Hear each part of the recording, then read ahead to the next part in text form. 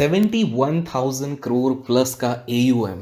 जी हाँ दोस्तों, 71,000 करोड़ प्लस का एयूएम है उस कंपनी का जिसके बारे में आज हम बात करेंगे। और आज हम बात नहीं करेंगे, आज बात करने वाले उनके प्रेसिडेंट मिस्टर संजय। जी हाँ दोस्तों, जिन लोगों को नहीं पता है, मैंने ट्विटर पे ये चीज़ डाला था कि मेरा आज कन्वर्सेशन होने वाला था विद मिस्टर संजय पारे, जो कि प्रेसिडेंट हैं फ्रैंकलिन टेम्पल्टन इंडिया के। दोस्तों, काफ़ी लोग थोड़े पैनिक मोड में थे, काफ़ी लोगों को बहुत सारे सवाल थे, बहुत सारे क्वेश्चंस थे जो मेरे खुद के स्टूडेंट्स हैं। मैंने उनसे पूछा था अगर आपको कोई सवाल चाहिए तो आप पूछिए। मैं चाहता तो मैं यूट्यूब के कम्युनिटी पोस्ट पे डाल देता, लेकिन बहुत फ्लडेड हो जाता, इसलिए मैंने एक्सक्लूसिवली अपने स्टूडेंट से पूछा। बट डोंट वरी, क्योंकि आपको कहीं ना कहीं आपके जो सवाल हैं फ्रैंकलिन को लेके वो इसमें इस पूरे कन्वर्सेशन में आंसर होंगे। मैंने कोशिश करी है मैं जितने सवाल हो सके आप लोगों की तरफ से पूछूं, और इस बार मैंने मेक श्योर किया कि मैं रिकॉर्ड करूं, बिकॉज लास्ट टाइम जो इंटरनेशनल ट्रेडर समिट हुआ था जिसमें कि मुझे सौभाग्य मिला था काफ़ी अच्छी नामी गृहस्थियों के साथ काम करने का, लाइक एडम खो हो गए, जैक श्वैगर हो गए, तो उस समय लोगों का कहना था कि सर यूट्यूब पे वीडियो आप डालते तो मज़ा आ जाता, वो नहीं आ पाया। तो इस बार मैंने मेक श्योर किया कुछ नहीं तो एटलीस्ट पूरा ऑडियो कन्वर्सेशन में आप लोगों के लिए लेके आऊँ।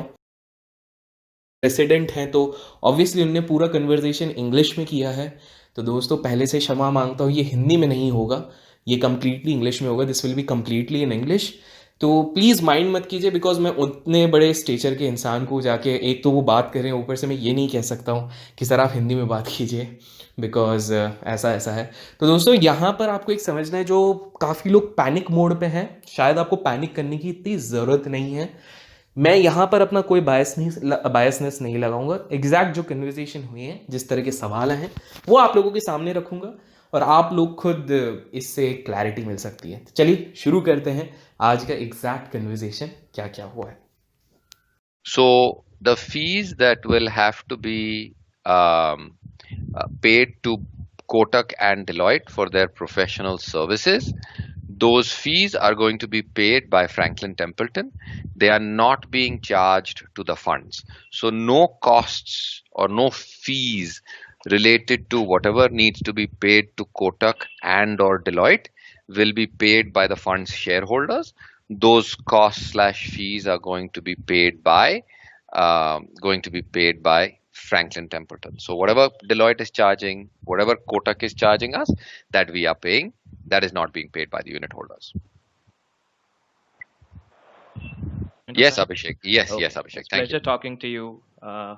So my question is basically, we all have seen that investors of Franklin Dynamic Accrued Fund, an ultra short fund, have recently started receiving payments as of now from 31st of May. And based on a recent article which we read somewhere, it was close to like 7 to 9% is the money return which these people are getting. Now, amidst all these chaos, as you have rightly addressed, Abhishek, can I just yeah. please? Sorry, Abhishek. So we have not paid out any money actually, and the reason is we can't actually pay out money till the vote is completed. What we reported was that the funds have paid off their borrowings and are cash positive, and as soon as the unit holder vote is successful, then we will be able to actually start paying back that money. Oh, so sir, there is another question towards directed towards the same. As we Sure. all know that bond markets, when we are actually looking in comparison with equity markets, aren't so liquid.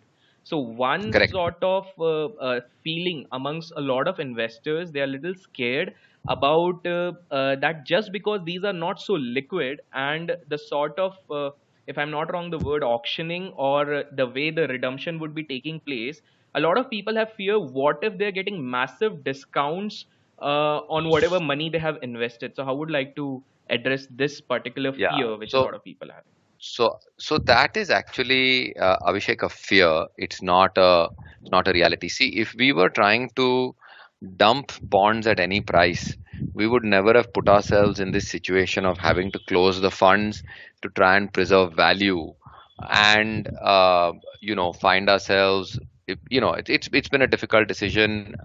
We've had obviously it has an impact on our brand and our reputation, which we've been here kind of 25 years, and we recognize that what we've done is unprecedented, but we are also in unprecedented times.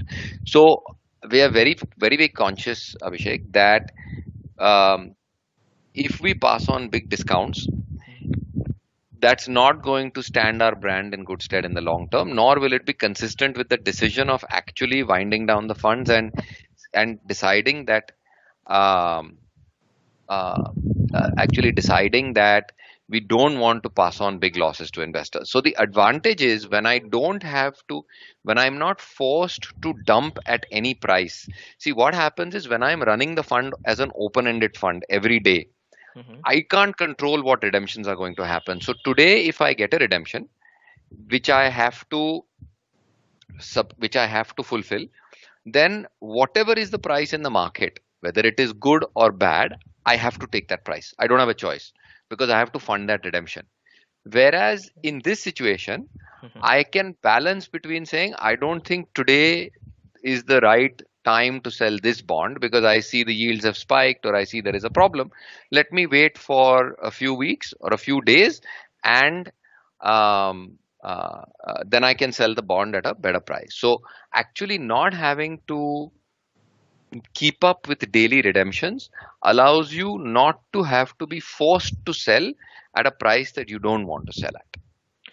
Okay, so if I'm not getting wrong, sir, what you mean to say at this point of time is that whatever investors will be getting, so at this point of time, there is a slight ambiguity in the NAV calculation of this thing, whether it would be on the basis of day of closure or it would be just principal amount. It depends. Is that what you're trying to? No, actually, there are four different things to keep in mind when one looks at the NAV. Mhm. Okay. One is that the NAV is being marked to market on a daily basis. As you know, valuation in this industry is done by two independent valuation agencies, Correct. and these funds continue to have a portfolio. So we will continue to calculate the NAV, but that NAV is much more relevant if I am buying or selling on that NAV today, which we are not doing in these funds, right? Because these funds are not offering daily purchases and redemptions. So the funds valuation is being impacted by the NAV, by the daily mark to market movement, but the fund is also accruing certain gains.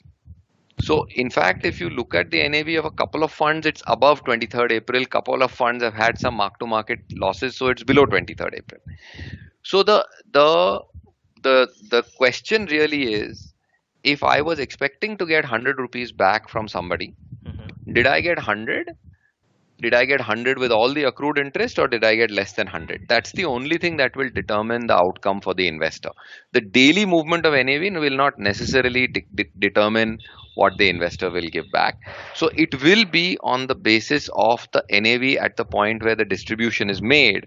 But broadly, Mhm. um, we are aiming to try and give investors as um, as close to uh, you know the Yeah. NAV plus the gain as possible. Okay.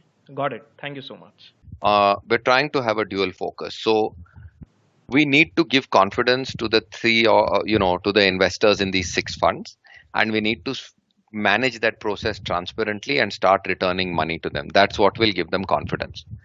But we also have to recognize that there is another, 18 lakh investors or whatever that number is, maybe 20 lakh investors in Franklin Templeton funds, which continue to operate, right? Our equity funds, our other fixed income funds. And we have to make sure that we give confidence to all of them as well. But in our opinion, a large part of that confidence will depend on how well we manage this difficult situation, which is the liquidation and how much money we're able to give back. So that's the focus. We hope that if we are transparent, if we give people a reasonable outcome from these six funds, that's what will allow us to preserve and protect and build our business back in India in the future. Uh, and if we don't do that, we are painfully aware that life will be very difficult for us. So for us, it's about doing a very good job with these six funds, communicating, trying to be as transparent as possible, and reassuring investors that the rest of the business remains, it's running, It's not impacted by this situation, and our commitment to India is not wavered. When we entered India, it was 1995. We entered India as a research office for emerging markets. India was not even a destination for global investment. We launched our first fund here in 1996. It took us many years before the whole economy opened up, and this became a very attractive mutual fund market. And you're aware many people have come and gone in the interim, so we know what it means to kind of build a business from the ground up in India. We did it when times were far tougher in terms of the market. We know that if we do a good job with these six funds, that's what gives us the opportunity to participate in the future growth of this market.